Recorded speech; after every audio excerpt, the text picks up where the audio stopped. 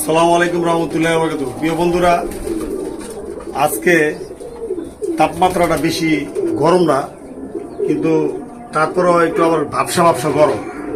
আর কবুতরকে মনে করেন যে সবসময় গরমের ভিতরে রাখলে ওদের কিন্তু একটু গরমে অনেক সমস্যা হয়।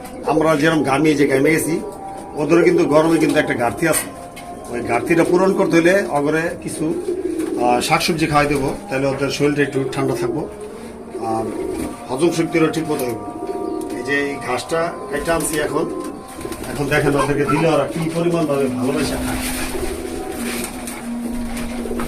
খুব পছন্দ করে এই ঘাসগুলি খাইতে পারে।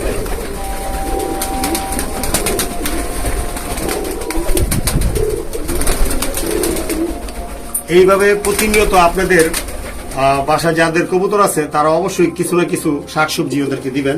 দেখেন কি সুন্দর করে মাশাআল্লাহ খাচ্ছে, এটা দেখতেও ভালো লাগে এবং ওরা খায় শান্তি পাইতেছে।